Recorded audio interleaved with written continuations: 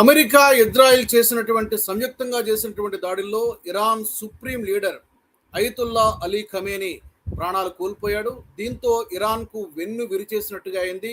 Iran supreme leader, religious leader అతన్ని అంతమొందించడంతో Iran దిక్కుతోచని పరిస్థితిలో పడిపోయినట్టుగా కనిపిస్తోంది. అయితే వెంటనే ఈ వార్తని అటు డొనాల్డ్ ట్రంప్ అధికారికంగా ప్రకటించాడు. మరోపక్క ఇరాన్ కేబినెట్ కూడా ఈ వార్తని ధృవీకరించింది, ఇరాన్ ప్రభుత్వం ధృవీకరించింది. అయితే ఇప్పుడు ఇరాన్కు వచ్చినటువంటి పెద్ద సమస్య ఏంటంటే సుప్రీం లీడర్తో పాటు మిగిలిన టాప్ లీడర్లందరినీ కూడా, టాప్ లీడర్షిప్ మొత్తం కూడా అంతమైపోయింది.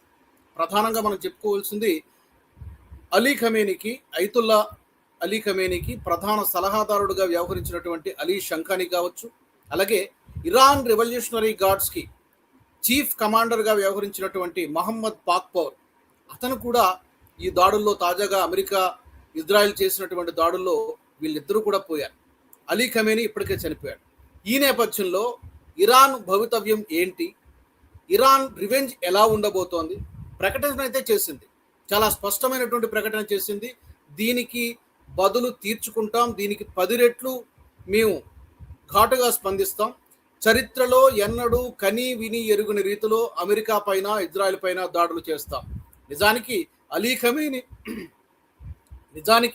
అలీ ఖమేనీ మృతి చెందక ముందే, ఈ వార్త రాకముందే అమెరికా స్థావరాలు Bahrain, United Arab Emirates, Qatar, అలాగే మరొక 3 దేశాల్లో, మొత్తం 6 దేశాల్లో ఉన్నటువంటి అమెరికా సైనిక స్థావరాల పైన ఇరాన్ దాడులు చేసింది.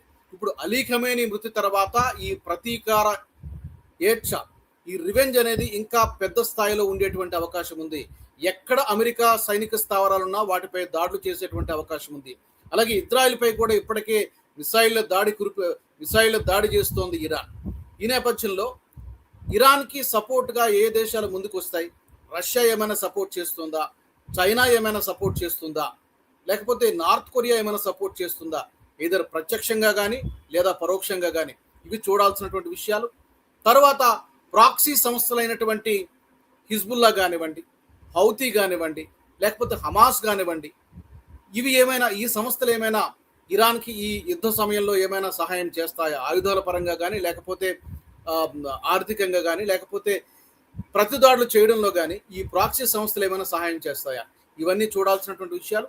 ప్రస్తుతానికైతే 40 రోజుల పాటు సంతాప దినాలుగా ప్రకటిస్తూ ప్రతీకార దాడుల్ని కొనసాగిస్తాం, అమెరికా ఊహించలేదు మా దాడుల్ని ఏ విధంగా ఉంటాయో అని చెప్పి ఒక గట్టి హెచ్చరిక జారీ చేసింది.